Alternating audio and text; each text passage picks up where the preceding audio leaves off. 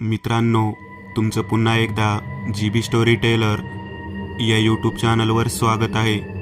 आजच्या आपल्या गोष्टीचं नाव आहे झोपाळा. लेखक प्रसाद गोठणकर. पण गोष्ट सुरू करण्याआधी जर कोणी या चॅनलवर पहिल्यांदाच आलेले असाल तर त्यांनी ह्या चॅनलला सबस्क्राईब करायला विसरू नका. चला तर मग अजिबात वेळ न घालवता गोष्टीला सुरुवात करूया.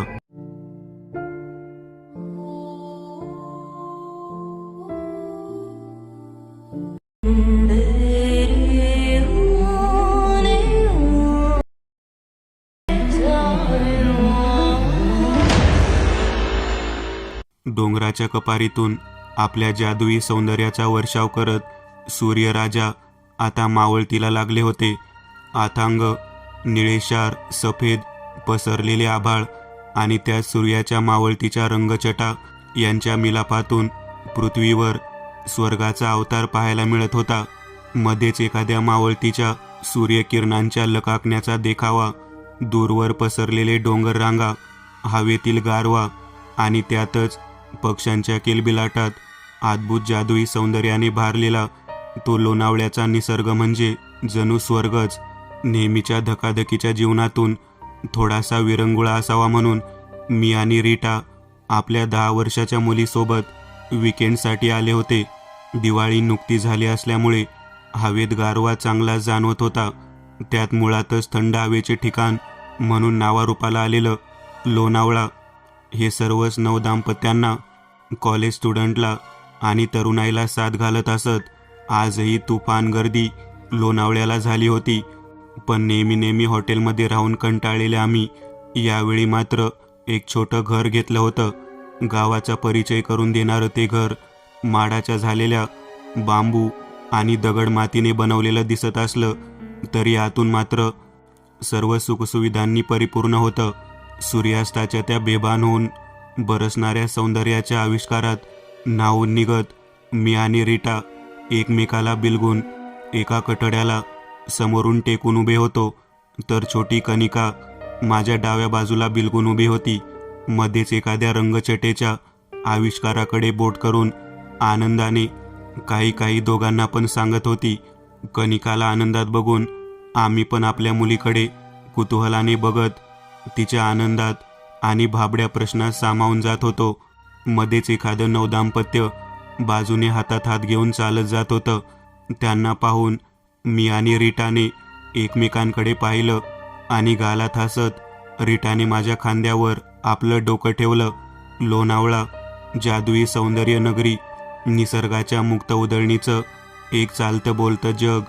चला कनिका, निघायचं ना घरी, अंधार होतोय, मी कनिकाला विचारताच आपल्या गोऱ्या इवल्याशा गालात हसत मानेनेच नकार देत समोर पसरत चाललेल्या अंधाराचा आनंद घेत कनिका दूर बघत तशीच उभी होती. एव्हाना अंधार पडायला सुरुवात झाली होती. चढत जाणाऱ्या अंधारासोबत हवेचा गारवा वाढायला लागला. तसे तिघेही निघायला लागलो. यावेळी थोडं डिफरंट ट्राय करायचं ठरवून घेतलेलं.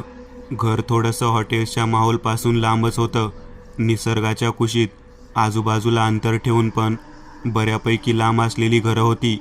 थंडीच्या लाटेने आता वाढायला सुरुवात केली होती. कनिकाच्या अंगभर शॉल पांघरून रीटा माझा हात पकडून चालत होती. घराकडे यायला तसा जास्त वेळ लागलाच नाही. थोडासा टेकडी वजा चढणीचा भाग चढून आम्ही आता आमच्या घराकडे पोहोचलोच होतो. ट्रॅकच्या मागच्या खिशातून चावी काढत मी दरवाजा उघडला आणि आत गेलो. बाहेरून छोटेखानी दिसणारं घर आतून मात्र भारदस्त आणि ऐसपैस होतं. घराच्या लाईट्सची केलेली सेटिंग मात्र अप्रतिम होती. दरवाजा उघडताच घरातील लाईट्स ऑन होत होत्या. तसाच बेडजवळ आपल्याला हवी ती लाईट ठेवून बाकी लाईट्स ऑफ करण्याची सुविधा होती. एकंदरीत हॉटेलमध्ये असणारी सर्व सुविधा त्या घरात निर्माण केली होती. लाईट वगळता सर्व सामान मात्र लाकडी कलाकुसरीचा आविष्कार होतं. पाठीवरची छोटी बॅग बाजूच्या टेबलवर ठेवत मी आत आलो. थोडं फ्रेश होऊन घ्यावं म्हणून रीटा कनिकाला घेऊन बाथरूममध्ये गेली. बराच वेळ आलेल्या थकव्यामुळे मी सरळ बेडवर झोकून दिलं. पडल्या डोळा कधी लागला कळलंच नाही. श्याम, अरे फ्रेश तरी हो ना, असं काय बाहेरून आल्या आल्या झोपलाय? रीटाच्या हलवून उठवण्याने मी जागा झालो. डोळ्यावर आलेली झोप डोळे उघडू देत नव्हती. जड झालेले डोळे चोळत मी रीटाने दिलेला टॉवेल घेत आत गेलो. थंड पाण्याचे फवारे तोंडावर मारत थोडं बरं वाटलं. ओला झालेला चेहरा केस पुसत बाहेर आलो तर रीटा खिडकीचं तावदान उघडून बाहेर दूरवर नजर लावून बघत होती. कनिका इवाना थकून झोपली होती. दिवसभराच्या धावपळीतून तिच्या इवल्याशा जीवाला शांत झोप लागली होती. रीटाला मागून आलिंगन घेत अलगद तिच्या उडणाऱ्या केसांच्या बटांना मागे सारत गालावर एक हलवार चुंबन घेतलं. तसं रीटाचं सर्वांग शहारून गेलं. दूर दूर बघत असणारे डोळे एकदम बंद झाले. कमरेला वेढलेल्या माझ्या हातांवर तिच्या हातांचा तो थंडगार स्पर्श आणि सोबतीला तावदानांना भेदून अंगाला बोचणारी ती गार हवा बेधुंद करून जात होती. बराच वेळ असंच प्रेमरंगात न्हावून निघालेले असतानाच दरवाजाची बेल वाजली आणि आम्ही भानावर आलो. मिठीच्या घट्ट ताकदीने आता अलगद विसावा घेतला आणि घट्ट मिठी सैल होत सुटली. नाराजीचा सूर दोघांच्या चेहऱ्यावर स्पष्ट दिसत होता, पण इलाज नव्हता. दरवाजा उघडणं होतच. दरवाजाकडे येत मी कडी काढली तर बाहेर एक 20-22 वर्षाचा मुलगा उभा होता. साहेब, जेवायची तयारी झालीये, तुम्ही जेवायला चला, नम्रपणे सूचना करून तो मुलगा पुढे निघाला. तसं मी दरवाजा बंद केला. बाकीच्या ठिकाणी पाहिलेल्या सिस्टीम आणि या घराची सिस्टीममध्ये खूप फरक होता. रात्रीच्या जेवणाची वेळ 8:30 ते 9:30 होती. यावेळी जेवणाची व्यवस्था एकत्रितपणे केलेली होती. कनिका, बाळा उठ आता, चला जेवायला जायचंय ना आपल्याला. रीटा कनिकाच्या डोक्यावरून हात फिरवत तिला उठवत होती. दिवसभर धावून मस्ती करून थकलेली कनिका उठण्याच्या मनस्थितीत नव्हतीच. इकडून तिकडे मान वळवत पुन्हा पुन्हा झोपत होती. कनिका तिला जबरदस्ती उठवत होती. 10-15 मिनिटाच्या खेळानंतर कनिका मॅडम उठल्या खऱ्या, पण बेडवर बसून बसून डोळे बंद करून डुलक्या टाकत होत्या. कनिकाच्या त्या निष्पाप हावभावाकडे पाहून निरागसतेचा तो चेहरा मनाला हलकं करून जात होतं. ना कोणते जगण्याचे टेन्शन, ना कोणती काळजी. आयुष्य आईबाबाच्या हवाली करून मस्त जगायचं हेच या लहानग्यांना ठाऊक असतं. आयुष्यात विश्वास कसा ठेवायचा हे सुद्धा याच लहानग्यांकडून शिकावं. नाहीतर मोठे झालो की प्रत्येक गोष्टीत काहीशा शंका कुशंका आणूनच आपण काही करत असतो. पण या उलट आपल्या माणसांवर डोळे झाकून विश्वास ठेवून ते देतील ते तोंडात घालणाऱ्या या छोट्या जीवनी किती विश्वास ठेवलेला असतो आपल्या माणसांवर. एक पुसटशी शंका पण त्या इवल्याशा जीवात येत नाही. एवढं बेमालून आयुष्य देवाने दिलेलं असतं त्यांना. चल श्याम, निघायचं ना. रीटाच्या आवाजाने मी भानावर आलो आणि आधीच तयारीत असणारा मी पायात चप्पल चढवून आम्ही बाहेर आलो. थोडं लांबच असणाऱ्या त्या जेवणाच्या ठिकाणी आम्ही आलो. लांबच लांब बांधलेल्या त्या झावळ्यांच्या मंडपाखाली पारंपरिक पद्धतीचं ते जेवण एकदम भरपेट जेवून आम्ही तिथून निघालो.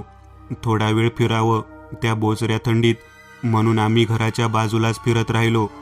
तासभर असाच फिरून आम्ही आत घरात आलो. दरवाजा बंद करून बेडवर बसलो. थोड्याच वेळात कनिका झोपी गेली. मांडीवरून तिला खाली झोपवत रीटाने अंगावर चादर टाकली. श्याम, बाहेर जायचं का? थोडं बसू जाऊन थंड हवेत. अगं बाहेर एवढी थंडी पडलीये आणि त्यात कुठे बसणार? त्यात कनिका पण इथे एकटी आहे. अरे जास्त लांब नाही जायचं, इथेच बाहेर बसू झोपाळ्यावर. ओके, चल जाऊ. बेडवरून उठत आम्ही बाहेर आलो. थोडंसं मागच्या बाजूलाच खिडकीच्या जवळ झोपाळा बनवलेला होता. दरवाजा असाच बंद करून आम्ही त्या झोपाळ्याकडे जाऊन बसलो. अंगाला झोंबणाऱ्या त्या वाऱ्याचा मारा आता वाढला होता. अंगभर कपडे घालून सुद्धा बोचऱ्या थंडीचा जादुई स्पर्श अंगाला जाणवत होता. लोखंडी कड्यांनी लटकणारा तो झोपाळा आम्ही बसताच हालू लागला. एकमेकांच्या जवळ बसून आम्ही हळूहळू झोके घेऊ लागलो. घेणाऱ्या त्या झोक्यांसोबतच आम्ही गप्पांमध्ये गुंग होऊन गेलो. अशा मोकळ्या वातावरणात जगाचं भान विसरून आम्ही आमच्या दुनियेत बंद होऊन गेलो होतो.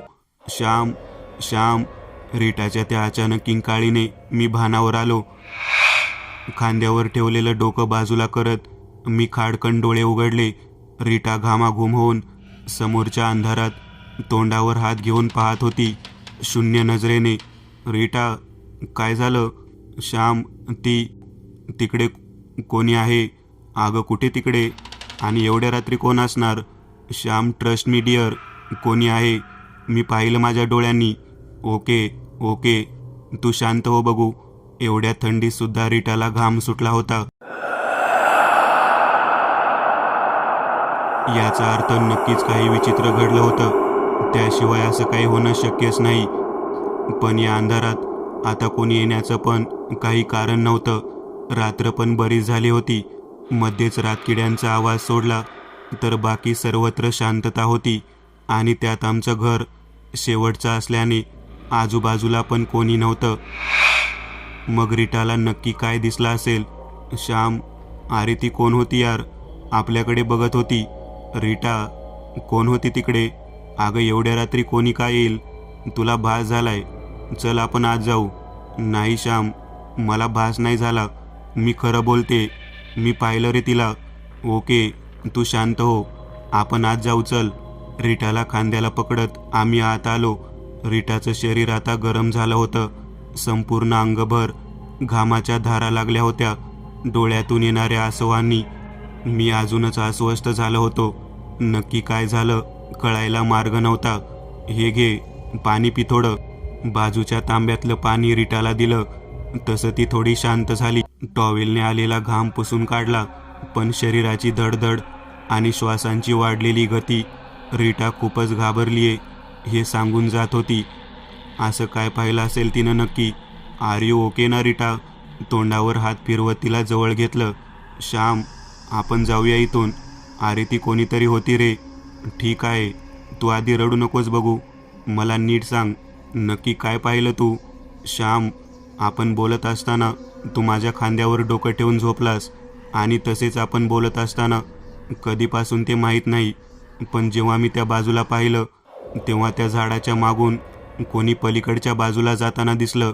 तेव्हा तिकडे मी पाहिलं. माझं लक्ष तिकडे जाताच ती तिथेच थांबून आपल्याकडे पाहत उभी राहिली. मला काहीच नाही कळलं. जेव्हा तुला आवाज दिला तेव्हा ती पलीकडे निघून गेली. ओके ओके, असेल कोणीतरी. जाऊ देत, आपण का लक्ष देऊया? आज लास्ट रात्र तर आहे. सकाळी जाऊ आपण. रीटाची समजूत काढत मी बराच वेळ बसून होतो. पण मनातून काही केल्या रीटाने केलेलं वर्णन जात नव्हतं. रीटा, एक सांग, कशी दिसत होती? काही पाहिलंस का तू? श्याम, अरे कशी म्हणजे काय? ती एक स्त्री होती. ड्रेससारखं काही होतं. म्हणजे ड्रेसच होता तो. केस पण व्यवस्थित होते.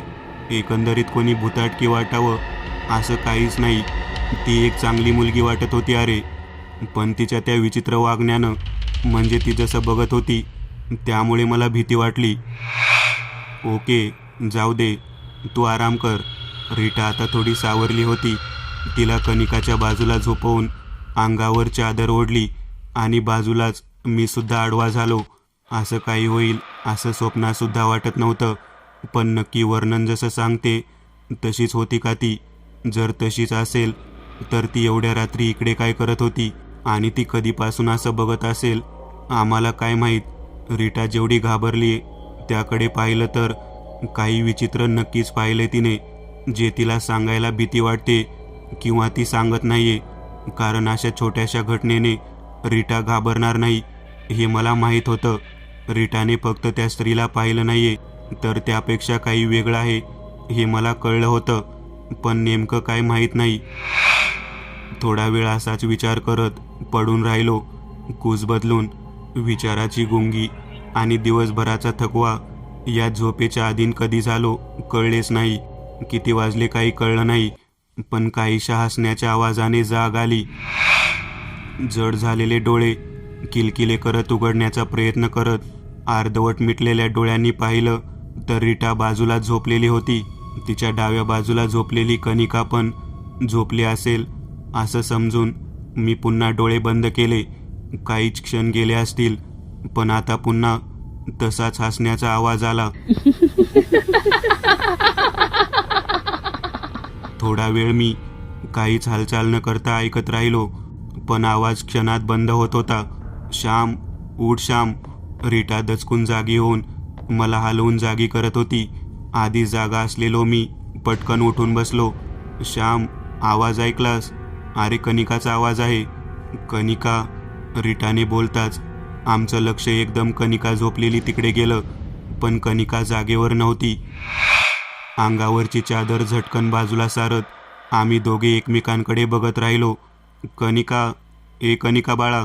रीटा घाबरून आवाज देऊ लागली. तसं एक मोठा आवाज आला. हसण्याच्या त्या आवाजाने आमचं लक्ष त्या बाजूला गेलं. झटक्यात दोघे उठून खिडकीकडे गेलो. एवढ्या रात्री कनिका खिडकीत उभी राहून अशी कोणासोबत हसते कळायला काहीच मार्ग नव्हता. एका क्षणात अंगावर रोमांच उभे राहिले. शरीराचे सगळे केस शॉक लागावा तसे ताट झाले. अंगावर त्या बोचऱ्या थंडीत सुद्धा घामाचे थेंब जमा होऊ लागले.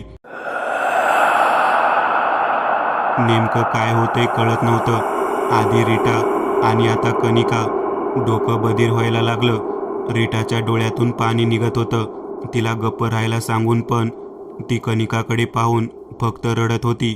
आम्ही कनिकाजवळ पोहोचलो. कनिकाने मला ओळखलं. तसं जरा हायसं वाटलं. खिडकीमध्ये उभा राहून कनिका बाहेर पाहून हातवारे करत उभी होती. मध्येच हसत होती. कनिका बाळा, काय होतंय? कनिकाला खिडकीतून मागे घेत गुडघ्यावर बसत विचारलं.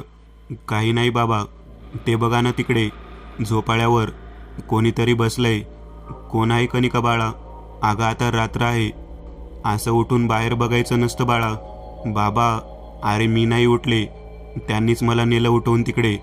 बाबा मला पण जायचंय त्यांच्या इथे झोपाळ्यावर. कनिका, कनिका वेडे आहे का तू? चल बघू आत.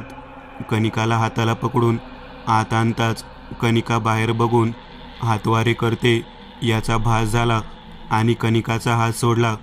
हातवारे करत करत ती बोलत होती, पण अस्पष्ट येणारे शब्द मात्र काही केल्या कळत नव्हते. श्याम, श्याम. अरे ती बाहेर कोणाशी बोलते? श्याम, बाहेर बघ, तीच ती बाई. रीटाच्या आवाजाने मी खिडकीकडे धावलो. एव्हाना कनिका माझा हात सोडून खिडकीत जाऊन कोणाशी बोलत होती. नेमकं काय काहीच कळत नव्हतं. मी खिडकीतून बाहेर पाहिलं, पण बाहेर कोणीच दिसेना. रीटा, अगं कुठे कोण? अंधार आहे सगळा. कोण दिसतंय तुला? श्याम, अरे तुला कसं नाही दिसत? झोपाळा बघा रे, तीच आहे स्त्री जी मला दिसली होती. रीटाच्या बोलण्याने माझं लक्ष बाहेर गेलं. ज्या जागेवर आम्ही बसलो होतो तिथे तर कोणीच नव्हतं. मग यांना कोण दिसतंय? मला का नाही दिसत? रीटा, अगं कोणीच नाहीये तिकडं. झोपाळा असाच हालतोय वाऱ्याने. श्याम, अरे तुला कसं नाही दिसत? अरे ती आहे तिथे, तीच बोलावत होती मला. बोलावत होती? पण तू तर असं काहीच नाही बोललीस मला. हो श्याम, अरे तीच बाई मला बोलावत होती. तू चल आत खिडकी बंद करून. कनिकाला घे आत तू. रीटा रडत रडत मागे मागे होत मला सांगत होती. मी पुन्हा एकदा बाहेर पाहिलं, पण हलणाऱ्या झोपाळ्याशिवाय तिथे कोणीच दिसत नव्हतं. बाबा, मी झोपाळ्यावर जाऊ? त्या काकू मला बोलावत आहेत. बाबा, जाऊ मी? कनिका बाळा. रीटाने धावत येऊन कनिकाला कवेत घेतलं. आता मला भयानकतेचा अंदाज येत होता. जे मला दिसत नव्हतं ते या दोघांना दिसत होतं. कनिकाच्या त्या वागण्याकडे पाहून मला वेड लागण्याची पाळी आली होती. तसाच वेळ न घालवता मी पुढे होत खिडकी बंद करायला बाहेरच्या झडपाला हात घातला. तोच संपूर्ण अंधार पसरला. घरातील लाईटसुद्धा नेमकी याच वेळी जावी. तोंडात एक शिवी हासडत बंद करायला घातलेला हात मागे घेतला, कारण तो एकच मार्ग होता ज्यातून थोडासा उजेड आत येत होता. घाबरलेल्या रीटाला आणि कनिकाला घेऊन मी आत आलो, पण कनिकाचं लक्ष मात्र अजूनही बाहेरच होतं. कोणीतरी आलंय, आपल्याला बोलावतंय, झोपाळ्यावर बसलंय. हे सगळं भयंकर होतं. कळायला सुद्धा विचित्र घडणाऱ्या त्या घटनांनी आता मी घाबरून गेलो होतो. बेडजवळच्या टेबलवरचा मोबाईल घेतला आणि त्याची टॉर्च ऑन करून खिडकीकडे गेलो. मोबाईलच्या त्या उजेडात सुद्धा खिडकीकडे मी एक कटाक्ष टाकला, पण बाहेरच्या अंधुक उजेडात झोपाळ्यावर आता सुद्धा मला कोणीच दिसलं नाही. खिडकीचं झडप लावायला हात घालणार तेवढ्यात दरवाजावर कोणाची तरी थाप पडली आणि घातलेला हात तसाच आधांतरी राहिला. आलेल्या आवाजाने रीटा आणि कनिका दोघेही घाबरले. बेडवरून उठून माझ्याकडे येताच रीटाने मला मिठी मारली. भीतीने थरथरणारे तिचे अंग आणि घामाने डबडबलेले शरीर भीतीची भयानकता आणि प्रसंगाचे वास्तव दर्शन करून देत होते. श्याम, आता कोणी असेल रे, आता कोणी असेल रे, एवढ्या रात्री? माहीत नाही ग, तू थांब, मी बघतो. त्यांना धीर देत मी आता दरवाजाकडे सरकू लागलो. घडलेल्या प्रसंगाने मी सुद्धा आता पुरताच घाबरून गेलो होतो. भीतीने अंगावर काटा आला होता. जवळजवळ 15 मिनिटे झाली होती, पण आता दरवाजाकडे कोणीच पुन्हा थाप दिली नव्हती. हळूहळू दरवाजाकडे सरकत मी दरवाजाची कडी अलगद काढली. पूर्ण दरवाजा न उघडता मी थोडासा उघडून बाहेर पाहिलं, पण बाहेरच्या काळोखात कोणीच नजरेस पडेना. आता दरवाजा हळूहळू करत बाहेर डोकावून पाहिलं, पण नाहीच कोणी. नेमकं काय घडत होतं काही कळेना. पूर्ण धीर एकवटून बाहेर पाहिलं, पण अंधाऱ्या रात्रीत बाहेर कोणीच नव्हतं. दरवाजा पूर्ण उघडून मी बाहेर आलो, पण अंधार सोडला तर कोणीच नजरेस पडत नव्हतं. त्यात लाईट गेल्याने तर संपूर्ण अंधारच अंधार. श्याम, रीटाच्या आवाजाने मी आत धावलो तर रीटा कनिकाला पकडून रडत ओरडत होती. जडदिशी मी दरवाजा बंद करून हातातल्या मोबाईलच्या टॉर्चने आत उजेड केला. रीटा गुडघ्यावर बसून कनिकाला पोटाशी घेऊन रडत होती. रीटा, काय झालं? का ओरडली तू? श्याम, ती बाई, ती आली येते. श्याम. अरे रीटा, कुठे आली आहे? मी मोबाईलचा उजेड इकडे तिकडे करत करत बोललो, पण कोणीच दिसत नव्हतं. श्याम, खिडकी. अरे ती आहे, तिचे हात. श्याम, काय झालं तिच्या हातानं? रीटा, काय पाहिलं तू? श्याम, अरे तिच्या हाताला रक्त लागलेलं होतं. ते रक्त दाखवून ती कनिकाला जवळ बोलावते. श्याम. व्हॉट? रीटा, अगं तू तिकडे नको बसू, तू इथे बेडवर ये बघू.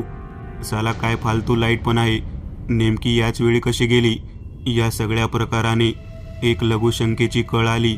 म्हणून रीटा आणि कनिकाला बेडवर बसवून मी टॉयलेटकडे गेलो. टॉयलेटला जायचं तर त्या खिडकीजवळूनच जावं लागणार होतं. धीर करून मी तिकडे पाहिलं, पण मला मात्र तिकडे कोणीच दिसत नव्हतं. आत जाऊन येऊन दरवाजा बंद केला आणि पुन्हा एकदा तिकडे लक्ष टाकावं म्हणून एक चोरटा कटाक्ष बाहेर टाकला, पण काहीच दिसेना. थोडा धीर आला. थोडं स्थिर उभं राहून बाहेर पाहिलं, अजूनही कोणीच नव्हतं. मग जे रीटा कनिकाला दिसत होतं ते मलाच का नाही दिसत, असा विचार करत मी तिथून मागे फिरलो. तेच काहीतरी खिडकीच्या तावदानावर चमकल्यासारखं दिसलं. झटकन मान त्या बाजूला केली, पण काहीच नव्हतं. काहीतरी नक्की होतं, पण ते माझ्या समोर येत नव्हतं. वळताच 1-2 वेळा जोराचा गार वारा त्या थंडीत सुद्धा अंगाला भिडला आणि सरकन मागे वळलो. झपझप 2 पावलातच खिडकीला आपलंसं केलं आणि बाहेर त्याच ठिकाणी जिथे कनिकाला कोणी दिसत होतं त्याच ठिकाणी पाहिलं. रात्री सुद्धा झोपाळा एका लयीत मागे पुढे होत होता. वाऱ्याच्या वेगात असा लई झुलणे शक्यच नव्हते. इकडून तिकडे झेपावण्याचा वेग आणि अंतर सुद्धा जास्तच होते. थोडा वेळ तसाच जाऊ दिला, काहीच दिसलं नाही. झोपाळ्याची हालचाल मात्र अजूनही चालूच होती. आता मात्र काय आहे ते शोध घेतल्याशिवाय मला कळणार नव्हते. काही करून तिथे जायचं मनाचा निर्धार केला आणि खिडकीची झडप बंद करून आतून कडी टाकली. रीटा, ए रीटा, आवाज दिला, पण तिकडून आवाज आला नाही. हातातल्या मोबाईलला त्या बाजूला करून त्या उजेडात बेडवर पाहिलं तर रीटा आणि कनिका दोघीही झोपल्या होत्या. थोडासा विचार करून मी दरवाजा उघडून बाहेर आलो. लाईट अजूनही आली नसल्याने बाहेर संपूर्ण अंधार पसरलेला होता. दरवाजाचा आवाज येणार नाही याची काळजी घेऊन मी बाहेरून बंद केला आणि टॉर्च बंद करून चांदण्या उजेडात झोपाळ्याच्या दिशेने जाऊ लागलो. अजूनही झोपाळ्याच्या त्या लयबद्ध हालचाली माझ्या डोळ्यांनी दिसत होत्या. घराला वळसा घालून मी आता झोपाळ्याच्या अगदी विरुद्ध दिशेला होतो, जिथून खिडकी आणि झोपाळा दोन्ही नजरेत होते. बराच वेळ असाच गेला. काही जाणवत नव्हतं. थंडीचा जोर वाढून आता शरीर थंडगार पडलं होतं. थांबणे शक्य नाही समजून मी परत घराकडे जायचा विचार करून उठलो. तोच त्या झोपाळ्यावर काहीतरी चमकल्याचा भास झाला. कसलासा अस्पष्ट आवाज ऐकू आला. आलेल्या आवाजाने मी स्तब्ध उभा राहिलो. आवाज वाढून आता हलणाऱ्या झोपाळ्यासोबत एक आकृती दिसू लागली होती. कोणीतरी गाणं गुणगुणावे अगदी तसाच एक चेहरा त्या उजेडात समोर आला. पण नेमका हाच आहे का तो चेहरा जो रीटा आणि कनिकाला दिसला? सगळं आठवून एका क्षणात अंगभर भीतीचा काटा आला. काही ना समजून मी गप्प उभा राहिलो. पण काय झाले काहीच कळेना. अचानक मला ठसका गेला आणि तोंडातून त्याचा आवाज आला. आवाज आलेलं तोंड मी हाताने दाबलं आणि तसाच खाली बसलो. आता ती व्यक्ती मला दिसत नव्हती. 2 मिनिट तसाच बसून बाजूच्या परिस्थितीचा आढावा घेतला, पण हालचाल शून्य. हळूहळू उठलो, पण आता समोर काहीच नव्हतं. पण झोपाळा मात्र आपल्याच लयीत झुले घेत होता. काहीतरी विचित्र प्रकार आहे कळून चुकलं आणि मी घराकडे जायला निघालो. तेवढ्यात मगाशी झोपाळ्याकडे दिसणारी तीच व्यक्ती माझ्या अचानक समोर आलेली पाहून मात्र माझ्या अंगचं पाणी पळालं. काय करावं काही सुचेना. विचित्र वाढलेले ते केस पाहून मी एक क्षण घाबरलोच. अंगावर एक भीतीची लाट सर्वांगावर पसरली. आतापर्यंत धीराने उभे राहणारे पाय लटपटू लागले. तोंडातले शब्द तोंडात विरून लुप्त झाले आणि मी फक्त तोंडाचा आवाज सुन उभा होतो. त्या चेहऱ्याच्या समोर नजरेला भिडलेली नजर आणि त्या नजरेत असलेला अंगार त्या काळोखात चांदण्याच्या उजेडात सुद्धा स्पष्ट दिसत होता. काहीतरी भयानक होणार माहीत असून मी माझे डोळे बंद केले. हाताच्या मुठी घट्ट वळल्या आणि आता काही झाले तरी याला सोडायचं नाही ठरवून एक जोरदार ठोसा डोळे बंद करून समोर लगावला.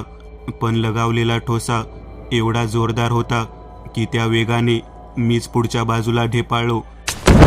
क्षणात आलेल्या त्या धडपडीने मी खाली कोसळलो. डोळे उघडले पण समोर काहीच नव्हतं. पण एक विचित्र हसण्याचा आवाज मात्र येत राहिला, कधी मोठा तर कधी छोटा. काही कळेना. क्षणापूर्वी समोर असणारी व्यक्ती आता मात्र नजरेसमोर नव्हतीच. एवढी चपळ हालचाल कोणी मनुष्य करू शकत नाही याची पक्की खात्री होती. आलास ना शेवटी. असंच यावं लागतं प्रत्येकाला इथे. आवाज कुठून आला आवाज? आता तर कोणी पुरुष, मग हा लेडीचा आवाज का तीच ती स्त्री जी रीटा आणि कनिकाला दिसली? कोण आहे? अजून नाही ओळखलं का तू? मी कोण? एवढी सुंदर बायको, एक मुलगी. माझ्या घरच्यांवर नाही जायचं हां. कोण आहे समोर? काय करणार तू समोर आली तर? तुझी बायको पाहते मला. मुलगी खूप गोड आहे. अशीच मुलं आवडतात मला. हरामखोर समोर ये. मनातील भीती लपवून मी जोरात बोलत होतो, पण आवाजातला थरकाप जाणवत होता. अंगभर आता घामाच्या धारा लागल्या होत्या. काहीच कळले नाही आणि अचानक माझ्या अंगावर कोणीतरी झेप घेतली. काही कळायच्या आत झालेला तो हल्ला अनपेक्षित होता. प्रतिकार करायची एक छोटी संधी पण मिळाली नाही. झपाटून गेलेला तोल आणि धाडकन जमिनीवर आदळल्याने अंगभर एक कळ आली. पण क्षणात ती झडप घेतलेली व्यक्ती गायब झाली. क्षणातल्या त्या हल्ल्याने मी पुरता घाबरलो. स्मशान शांतता पसरली. श्वासांचा आवाज वगळला तर चिटपाखरू सुद्धा नव्हतं. मग नेमका हल्ला केला कोणी? काही वेळ असाच गेला आणि मी धीर करून उठलो. आता इथे थांबण्यात अर्थ नव्हता. झपाझप पावले टाकत निघताच तीच स्त्री जिचं वर्णन रीटाने केलं होतं तीच समोरच्या अंगाने चालत येताना दिसली.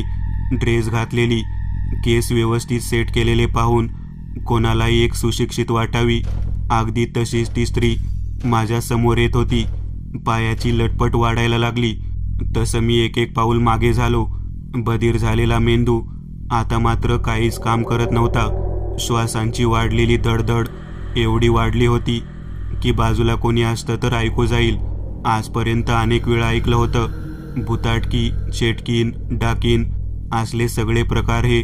सफेद साडी, लाल साडी, हिरवी साडी, सोडलेले केस आणि विचित्र, बघून पण किळस येईल असा अवतार असं होतं.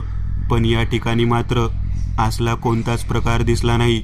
उलट कोणी पाहिलं तरी नजर खिळवून ठेवेल असं सौंदर्य, लयबद्ध चाल आणि व्यवस्थित बांधलेले केस पाहून ही भुताटकी वगैरे असावी असा अजिबात संशयसुद्धा कोणी घेऊ शकत नाही. पण हे खरं होतं, ती भुताटकीच होती. रीटाला दिसलेली, आपल्याकडे बोलावणारी. नक्की कोण असेल? का बोलावत असेल ती? कनिकाला पण तर हीच बोलावत होती. या स्त्रीसोबत कनिका हातवारे करून बोलत होती तर अंगभर पसरलेला घाम आणि शरीराची धडधड वाढत चालली. अचानक समोर येणारी ती स्त्री जागीच थांबली. पण तिच्या थांबण्यासोबत माझ्या मागून एक लहान मुलीचा आवाज येऊ लागला. क्षणभर गोंधळलो, पण हळूहळू मागे पाहिलं, पण मागे कोणीच नव्हतं. पण आवाज मात्र अजूनही स्पष्ट येत होता. मम्मा, मला उचलून घे ना ग मम्मा. कोणीतरी छोट्या मुलीने आपल्या आईकडे हट्ट करावा आणि आईने त्या मुलीला आपल्याकडे बोलवावं. मुलीनेही त्याच ओढीने आपल्या आईकडे धावत हाक मारत जावं. अगदी तसाच आवाज मागून येत होता. आवाजाने ती समोरून येणारी स्त्री मात्र एका जागी स्तब्ध उभी राहिली होती. कोणतीही हालचाल न करता आता कानात गुंजत होता तो फक्त त्या लहान मुलीचा आवाज. मम्मा, चल ना झोपाळ्यावर, मला जायचंय ग मम्मा, चल ना. मुलीच्या त्या आवाजाने मात्र माझ्या शरीरातील सगळी शक्ती संपलेली होती. मी फक्त त्या आवाजाचा अंदाज बांधत इकडे तिकडे पाहत तसाच उभा होतो. पण काही केल्या ती मुलगी नजरेस पडत नव्हती. आधीच घडणाऱ्या घटनांचा प्रश्नकल्लोळ मेंदूचा पार आरपार विचारांचं वादळ उठवत होता आणि त्यात आता ही नवीन भर पडली होती. नेमकं काय घडतंय आणि काय नाही तेच कळत नव्हतं. समोरून ती स्त्री येते, मागून त्या मुलीचा आवाज येतोय आणि हालचाल केलीच तर काय भरोसा, मगाशी झालेला हल्ला पुन्हा होणार नाही. प्रश्न आणि फक्त प्रश्न. उत्तराचे पान मात्र अजूनही कोरेच होते.